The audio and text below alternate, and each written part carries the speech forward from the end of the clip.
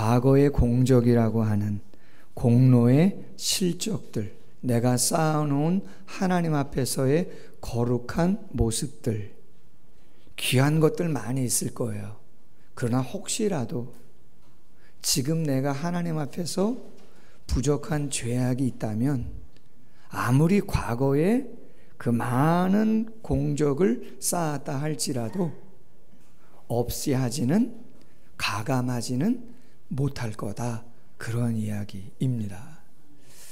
우리가 새벽에 생명의 삶이라고 하는 큐티책을 가지고 이스라엘의 구약 역사, 분열 왕국 시대를 살펴보고 있습니다.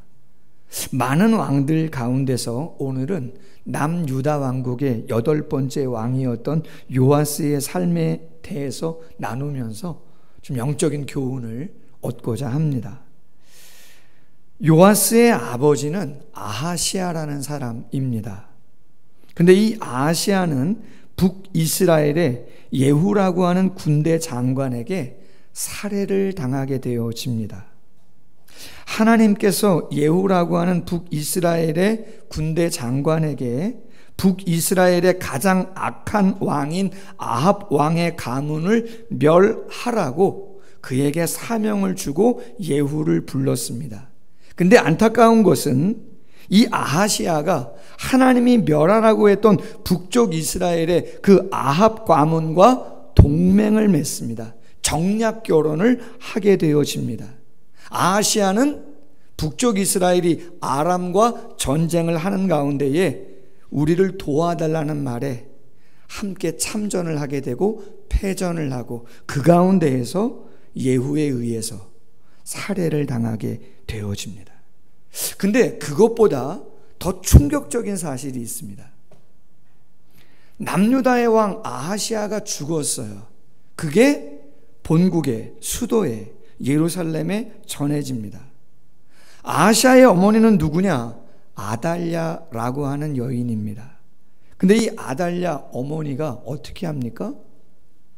자신의 나머지 아들이나 자손들을 보호하고 은밀한 곳에 숨기고 그렇게 해야 되는 것이 맞는 건데 도리어 본인의 손으로 자신의 자손을 다 죽여버립니다. 말이 됩니까? 아달랴가 누군가? 그렇죠. 북쪽 가장 악한 왕 아합의 딸입니다. 너무나 부정적인 신앙을 물려받았고 너무나 안타까운 비정함을 물려받아 그런 일이 일어났어요. 그런데 하나님이 말이죠, 감사한 것은 그 전에 다윗에게 사무엘하 7장에서 은혜의 언약을 맺어줍니다. 너희들이 아무리 부족해도 다윗 왕조의 자손은 내가 왕 위에 계속 있을 수 있도록 도와주겠다. 아멘? 그래서 어떤 일이 벌어지는가 한번 새벽의 말씀을 기억해 보시면 이 아하시아 왕의 여동생이 여호세바라고 있는데 이 여호세바가 아하시아의 핏덩이 아들 요아스, 그 핏덩이를 궁궐 은밀한 곳에 숨깁니다. 그리고 몇 년을 키워요? 6년을 키웁니다. 7년이 어디서 나왔는지? 그렇죠. 7살 될 때 왕위에 올랐다. 만 6년을 숨깁니다. 나중에는 여호세바가 하나님을 신실하게 섬기는 대제사장 여호야다에게 그 이야기를 하게 되어지고 잘 숨기고 잘 키우고 때가 돼서 7년째 되는 해에 어찌 보면 아달라 입장에서는 영모겠지만 하나님의 중엄한 공의로운 심판을 하게 되어집니다. 이방에서 용병을 500여 명 사게 되어지고 궁궐을 포위하고 아달랴를 숙청합니다. 죽이죠. 그리고 하나님의 말씀처럼 7살밖에 되지 않았지만 어린 요아스를 왕위에 왕관을 씌우고 율법서를 주고 머리에 기름을 붓는 그런 일을 하게 되어집니다. 은혜예요, 아니에요? 은혜죠. 여러분도 지난 시간을 되돌아보시면 하나님의 은혜구나, 하나님의 도우심이구나, 그런 순간이 있을 겁니다. 그래서 은혜가 충만하면 하나님이 기뻐하는 일에 열심을 냅니까, 안 냅니까? 냅니다. 이게 하나님의 은혜고 하나님의 도우심이고 축복이었구나 하면 말하지 않아도, 누가 이야기하지 않아도 여러분이 자원해서 아마 모르긴 몰라도 지금까지 누구보다 열심히 하나님의 일을 했을 거예요.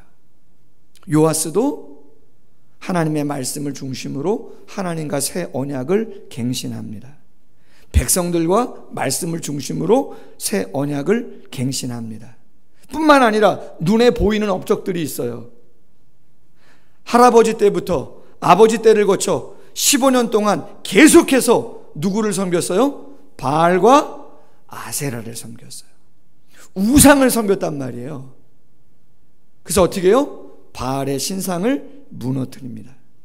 제단을 다 깨트려 버립니다. 바알의 제사장을 죽여버립니다. 그리고 어떤 일이 벌어져요?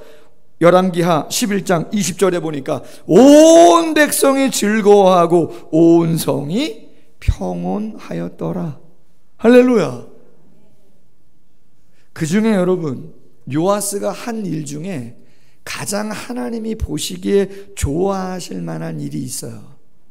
그게 뭐냐면 말씀을 드린 것처럼 아버지, 할아버지, 어머니 도합 15년 바알만 섬겼기 때문에 예루살렘 성전이, 솔로몬의 성전이 있었음에도 불구하고 관리가 잘 됐을까요, 안 됐을까요? 관리가 안 되면 어떻게 되는 거예요? 건물이 거미줄 치고, 그죠? 비가 새고 삐걱삐걱 대고 곰팡이 나고 그런단 말이죠. 그래서 요아스가 어떻게 합니까? 성전을 수리해야 되겠다. 그래서 하나님께 드리는 예물 가운데 가장 먼저, 다른 많은 소요 경비가 필요하겠지만 가장 먼저 하나님의 전을 수리하는데 최선을 다해야겠다. 잘했어요, 못했어요? 그 정도면 최고 아닙니까?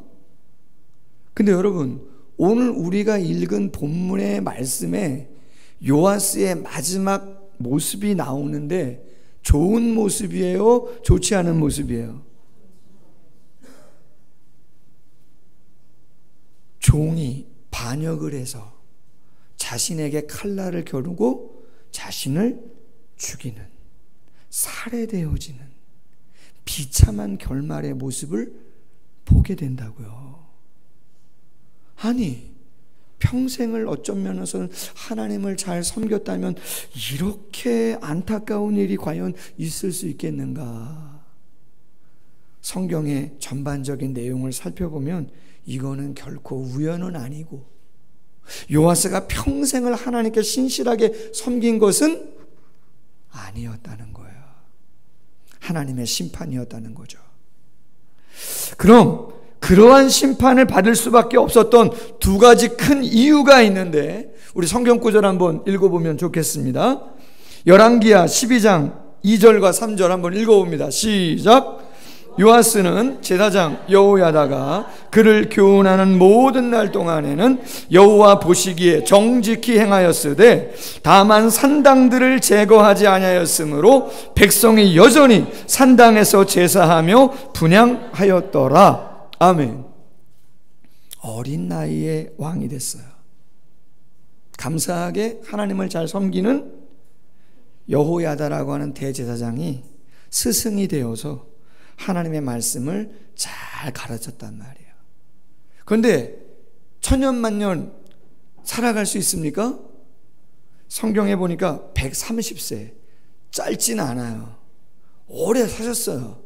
그럼에도 불구하고 요아스가 아주 어린 나이에 왕이 됐기에 먼저 돌아가셨어요. 근데 돌아가시고 났더니 요아스가 어떻게 했다는 거예요? 말씀대로 살지 않고 변했다는 거예요. 몰라요. 어쩌면 너무 어린 나이였기 때문에 이렇게 하라 그러면 이렇게 하고 저렇게 하라면 저렇게 하면서 이런저런 공적을 쌓았을 수도 있어요. 모태신앙일 수도 있는 것이고, 한번 은혜를 받았기 때문에 그러한 삶을 살아올 수도 있었을 거예요. 그러나 이런저런 부정적인 힘들고 어려운 일들로 인해서 마음이 바뀐 거죠. 우리 말씀 부흥회 때 첫날 김용호 목사님 말씀했잖아요. 믿음의 갈등이 생길 때는 우린 보통 시험 들었다 이야기하지만 그 시험 들었던 시간이 어떤 시간이라고요? 하나님과 나의 관계를 조율해야 되는, 할렐루야, 조정해야 되는 중요한 시간이다. 근데 요아스는 그런 마음 갖지 않은 거죠. 자유롭고 싶은 거죠. 심지어는 대제사장 여호야다의 아들이 스가랴인데 충언을 합니다. 요아스에게. 그렇게 하시면 안 됩니다. 그렇게 하면 안 됩니다. 여호와 신앙, 성전 신앙 회복하십시오. 어떻게 했다고요? 돌을 들어 그 충언하는 스가랴를 내리쳐 돌 맞아 죽게 합니다. 큰 죄예요, 아니에요? 여러분, 오늘 설교 제목이 과거의 공적이 현재의 나의 영적인 상태를 자동적으로, 기계적으로 안전을 보장해 주지는 않는다. 상쇄시켜 주지 않는다. 찰스 스펄전 목사님이 이런 말씀을 했어요. 세계적인 부흥사인데, 당신이 죄에 대해 죽지 않으면 죄가 당신을 죽음으로 몰아갈 것입니다. 청교도 신학자 리처드 백스터 목사님은 이런 말을 합니다. 죄가 당신을 죽이기 전에 당신이 먼저 죄를 죽이십시오. 아멘? 당신이 죄에 대하여 죽지 않으면 죄가 당신을 죽음으로 몰아갈 것입니다. 죄가 당신을 죽이기 전에 당신이 먼저 당신 안에 있는 죄를 죽이십시오. 여러분, 그러면 죄가 뭔가? 제가 어제 여름 성경학교 개회 예배, 그리고 오후에 그 피곤한데도 애들 기도회 했으면 좋겠다 그래서 기도회 말씀 전하고 기도회 인도하고, 할렐루야. 근데 우리 주일학교 학생들이요, 교사분들이 똑소리 나게 가르치시나 봐요. 할렐루야. 십자가의 의미를 정확하게 알아. 와, 놀랄 놀자입니다. 요새 애들이 공부를 좀 머리가 빨리 튀나 봐요. 어제 처음 나온 학생이 있거든요. 초등학교 1학년 여학생인데 퀴즈를 냈단 말이에요. 무슨 퀴즈를 내냐면 이 사람은 누구인가, 위인인데. 그림을 첫 번째 퀴즈 맞춰보실래요? 자전거 타고 가는, 근데 신문을 실었어요, 앞뒤에다가. 이게 첫 번째 힌트예요. 위인입니다. 세계적인 위인입니다. 두 번째, 닭이 있고 달걀이 막 있어요. 닭이 달걀을 품었어요. 와, 할렐루야. 세 번째는 전구도 있고 말이죠. 이렇게 되는데 에디슨이잖아요. 토머스 에디슨. 근데 그거를 다른 사람도 아니고 초등학교 1학년 여학생이 제일 먼저 맞히는 거 있죠. 깜짝 놀라가지고 제가 영특합니다. 그럼 여러분, 진짜 성경이 이야기하는 죄의 본질은 뭡니까? 거짓말, 살인, 도둑질, 맞지요. 그것도 눈에 보이는 죄죠. 그러나 정확한 죄가 무엇인가? 여러분 혹시 기억나시나요? 몇 해 전에 수지에 있는 기쁨의 교회 김원태 목사님 재직 세미나 때 오셔서 예수가 나의 주인이시다라고 하는 책을 가지고 텍스트로 해서 말씀들을 나누고 제가 바톤을 이어서 몇 시간 강의를 한 적이 있습니다. 예수님이 우리의 뭐라고요? 퀴리오스, 주인이시다 말이에요. 그럼 성경이 이야기하는 죄는 뭐냐? 세 가지 얘기했습니다. 그 책에 첫 번째, 아담과 하와가 보여주는 죄의 본질이 있습니다. 선악과, 그렇죠, 그게 원죄인데 내가 이것을 먹으면 뱀이 유혹하는 대로 눈이 밝아져. 누구처럼? 하나님처럼. 더 이상 내가 하나님이 이렇게 해라 저렇게 해라 그렇게 살고 싶지 않고 내가 내 인생의 주인이 되어서 내가 내 마음대로 그렇게 한번 살아보고 싶다. 그 마음 자체가 뭐라는 거예요? 본질적으로 죄라는 거예요. 두 번째, 성경이 보여주는 죄의 본질, 누가복음 15장 탕자의 비유 잘 아시잖아요.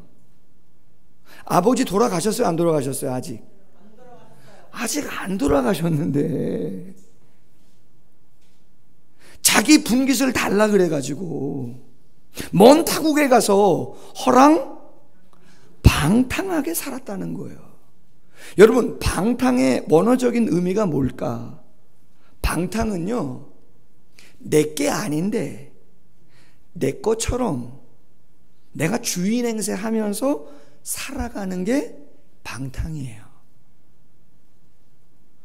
여기도 끄집어, 저 사람 것도 끄집어, 내 것도 아닌데 내 것처럼 다, 그게 뭐라고요? 허랑방탕이다. 주인은 하나님이시고 내 존재 자체가, 우리 모두가 하나님의 소유인데 시간이나 생명이나 물질이나 달란트나 모든 것들이 하나님의 것인데 누구 것이냐? 내 것이냐? 내가 마음대로 하나님의 말씀에 기준이 있음에도 불구하고 그렇게는 살고 싶지 않은, 그게 죄라는 거예요. 마지막 세 번째는 뭡니까? 로마서 1장 28절이에요. 하나님을 마음에 두기 싫어하는 거. 하나님을 우리의 마음에 두기 싫어해요. 그게 죄의 본질이라고요. 요아스가 여호야다 제사장이 계실 때, 또 고모님이 계실 때, 나이 어릴 때 눈에 보이는 업적들도 많이 이루면서 살았는데 이제는 나이가 한 30세 정도 되니까 스승도 떠나가고 권력이 무엇인지 알고 세상이 뭔지를 알고 본인이 주인 돼서 하고 싶은 대로 한 것이죠. 충원을 올리는 자가 있음에도 그렇게 하지 않아요. 더군다나 여러분, 산당에서 제사했다 그랬잖아요. 구약의 이스라엘은 하나님이 정확하게 예배의 처소를 딱 한 곳, 공식적으로 정해준 곳이 있어요. 어디예요? 예루살렘 성전, 솔로몬 성전이에요. 그래서 절기 때가 되면 뭐 경상도에 있든 전라도에 있든 심지어는 일본에 있든 중국에 있든, 그죠? 디아스포라라고 하는 그 모든 사람들이 예루살렘에 와서 예배를 드리잖아요. 왜? 공식적으로 하나님이 인정한 초소기 때문에. 그럼 산당은 뭐예요? 성전이 있기 전에 그냥 그 마을에 고을에 가장 높은 산, 무슨 태화산이니 천마산이니 부화산이니 무슨 산 아시죠? 높은 산에 단을 올려놓고 제사하는 거예요. 근데 그 산당의 제사는 가나안의 토착민들이 벌써 하나님이 아닌 바알과 아세라 이런 수많은 이방 신에게 제사를 드렸던 그러한 전통들이 남아있단 말이에요. 하나님은 구별되기를 원하시는데 예루살렘 가기 쉬워요, 어려워요? 여러분, 어려워요. 어제 수영하러 온 아빠가 같이 오셨는데 뭐 이런저런 얘기를 나누다가 우리 교사님들이 조금은 요 동네는 아니고 뭐 저기 어딥니까 청덕동 동백 쪽에도 사시고 신갈도 살고 유초등부 부장님은 저기 어딥니까 화서동 수원에 거기서 오신다. 내가 그랬어요. 그랬더니 놀라시는 거 있죠. 그 먼 데서 어떻게 여기로 오시냐. 뭐 이런저런 얘기를 하다 보니까 좀 뭐 길게 얘기를 나누다 보니까 벌써 오신 지가 10년이 넘었다. 대단하시다. 여러분, 산 땅에서 드리면 편하죠. 그냥 내 집 근처에서 드리는 거니까. 편의주의에 빠지고 성전에 오는 것이 소원해지면서 말씀도 소원해지면서 어그러진 길을 가게 된 거죠. 초심을 잃었어요? 안 잃었어요? 잃었어요. 여러분, 지난주에 전교인 여름 말씀 부흥회를 했는데 솔직히 어떻게 보면 김용호 목사님이나 이상범 목사님은 제 신학교 동기입니다. 다 형님들이시고 룸메이트도 있는데 여러분이 TV를 켜시면 CTS라든가 기독교 방송에 나오는 이름만 대면 아는 유명한 목사님의 설교나 그 스케일을 따라가기는 쉽지 않을 겁니다. 저 역시 마찬가지입니다. 그럼에도 불구하고 제가 형님 목사님들을 모시고 여름 부흥회를 하면서 제 나름대로 은혜 받은 게 있고 참 귀하다 여긴 게 있어요. 김용호 목사님은 당신이 개척을 하고 몇 년째 목회하냐면 24년째 목회를 하고 있어요. 한 300명 정도 출석하는 교회입니다. 이상범 목사님은 저 경북 고령 관동교회 개척은 아니고 부임하셔서 22년 목회를 하고 있어요. 김용호 목사님이 되게 일찍 오셨어요. 구리에서 오셨는데 한 2-3시간 전에 오셨어요. 진짜로 깜짝 놀랐어요. 아니 어떻게 이렇게 일찍 오셨냐. 그냥 일찍 왔다. 교회 한번 쭉 둘러보시고. 근데 뭐 식전에도 이런저런 이야기를 나누시는데 당신도 24년 동안 한 300명 출석하는 가운데 있지만 한 3번 정도 교회가 정말 어려운 적이 있었다는 거예요. 그래요? 그때 얘기를 하세요. 개척을 하고 5년 6년 됐을 때인데 한 100명 정도 모였답니다. 귀하죠? 5년 6년에 100년이면 귀하잖아요. 근데 그 교회의 부교육자 중에 한 명이 그 교회 안수 집사님과 다른 성도님들과 단기 선교를 갔다 오게 됐어요. 이건 공식적인 행사입니다. 그런데 담임 목사님이 함께 하시진 않으셨대요. 여러 사역이 있어서. 근데 단기 선교를 갔다 오고 나서부터 조금 교회의 모임이나 분위기들이 조금 이상해지더라는 거예요. 그러더니 어느 날 한순간에 100명이 출석하고 있었는데 그 중에 60명이 하루아침에 똑같이 교회를 옮겨버렸어요. 누가 주동해서? 그 교회 부목사님, 부교육자가. 너무 놀라지 않습니까? 60명이 절반 이상이 40명밖에 안 남은 거예요. 여러분 김용호 목사님 사모님이 뭐 하신다고요? 오신 분들 기억나세요? 예, 세브란스 병원 간호사세요. 37년째 지금 근무하고 계시다는데 몸이 안 좋아서 혈변을 보신답니다. 그때. 그래서 목사님이 병원에 가서 검사를 했다는 거죠. 그랬더니 검사 결과가 뭐라는 거예요. 힘들면 장이 꼬이는 수가 있는데 장이 꼬이는 것보다 더 힘든 거는 그 장이 터져버린다는 거예요. 뭐를 받으면요? 스트레스를 심하게 받으면 진단이 그렇게 나온 거예요. 검사했더니. 그러면서 그 목사님이 당신이 개척 처음 할 때 노예 어른 목사님이 당신한테 그랬대요. 김용호 목사님, 목사가 뭐 하는 사람인지 압니까? 네? 목사가요? 목사는 핏똥 싸는 사람입니다. 조금 있으면 점심 식사인데 죄송합니다. 아니, 후배 목사 격려해주고 용기를 불어넣고 좀 막 그렇게 좀 해주시지. 이제 막 개척해서 뭔가 하려고 그랬는데 목사는 핏똥 싸는 사람이라고 그런 그렇게 부정적인 얘기 해주시고. 그런가 보구나. 체험을 하시게 된 거죠. 근데 여러분, 포기하셨어요?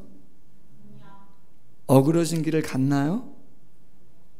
과거에 애썼던 거, 찬양 사역자로 정말 애썼던 그러한 모든 거 생각하고 그냥 끝내고 나는 그냥 다시 세상으로 가야겠다, 그렇게 하셨나요? 아니잖아요. 성경 구절 한번 보겠습니다. 빌립보서 3장 14절이야. 같이 읽습니다. 시작. 표대를 향하여 그리스도 예수 안에서 하나님이 위에서 부르신 부름의 상을 위하여 달려가노라. 오직 우리가 어디까지 이르렀든지 그대로 행할 것이라. 할렐루야.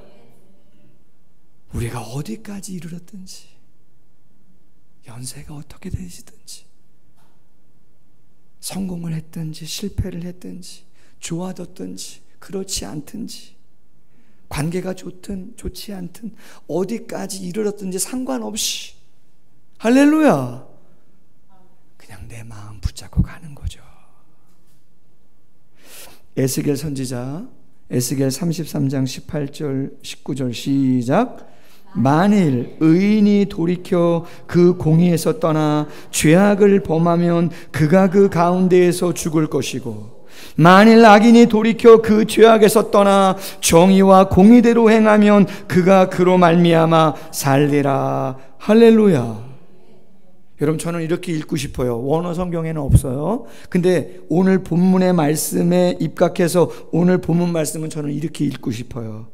만일 의인이 돌이켜 지금 현재 그 공의에서 떠나 죄악을 범하면 그가 그 가운데서 죽을 것이고, 만일 악인이 돌이켜 지금 현재 악에서 떠나 정의와 공의대로 행하면 그가 그로 말미암아 살리라. 여러분, 과거 없이 현재 있을 수 있어요? 현재 내가 어떻게 하고 있느냐가 미래를 결정할 수 있는 줄로 믿습니다. 그런데 여러분, 과거도 중요하고 미래도 중요하지만 정말 중요한 순간이 언제예요? 할렐루야. 지금, 현재.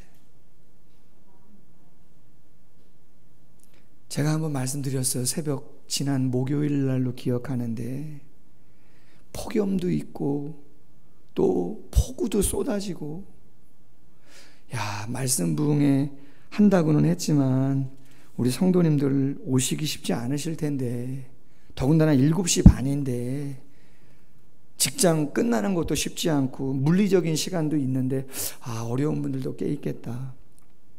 어떤 분은 전화 왔어요. 목사님, 제가 꼭 참석하려고 했는데 갑자기 회의가 잡혀가지고 10시 안에는 안 되겠대. 할렐루야. 그러시냐. 근데 여러분, 많이들 오셨어요. 아멘? 많이들 오셨어요. 제가 그 다음날 새벽 예배 때 정말 제가 마음 같아서는 큰 절을 한번 올리고 싶었어요. 거짓말 아닙니다. 왜냐? 많은 분들이 오셨지만 특별히 우리 은퇴하신 장로님들, 권사님들 세 가정이신데 다 오셨어요. 할렐루야. 오늘 고희영 장로님 네 분은 일부 예배 드리고 가셨는데 다 오시고 가셨어요. 여러분, 제가 말씀드렸잖아요. 은퇴하신 장로님, 권사님들 모르긴 몰라도 이 작은 교회에 부족한 목사, 그 동기들이 와야 TV 틀면 나오는 지명도 있고 유명세 타는 그분들의 스피치하고 쉽지 않을 수 있어요. 그 연배에, 그 폭우에 할렐루야. 최고입니다. 우리 옆에 계신 분들 한번 얼굴 이렇게 보면서 당신은 최고입니다. 집사님 최고입니다. 청년들 최고입니다. 할렐루야. 이 무더위에, 그렇잖아요. 에어컨 틀어놔도 쉽지 않다는 이 폭염에 제가 또 문자 놓잖아요. 폭우 막 쏟아진 날은 여기가 잠겨가지고 앞에가 장화 신어야 오지 그냥은 못 걸어온다고 문자도 넣었는데, 그런 상황인데도 그 다음날 새벽 예배 오신 분도 계세요. 할렐루야. 마지막 성경 한 절 읽고 마치겠습니다. 이사야 26장 3절 4절 읽습니다. 시작.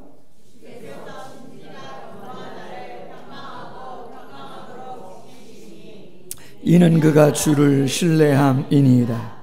너희는 여호와를 영원히 신뢰하라. 주 여호와는 영원한 반석이심이로다. 아멘. 우리가 하나님을 믿고 하나님을 섬기는 것은 어떤 특별한 기간, 어떤 특별한 세대, 그때만은 아닌 줄로 믿습니다. 영원히 하나님을 섬길 때 영원한 반석이신 하나님이 우리의 삶을 마지막 그 시간까지 인도해 주실 줄로 믿습니다. 그 은혜를 누리는 모두가 되기를 주님의 이름으로 소원합니다. 기도하겠습니다.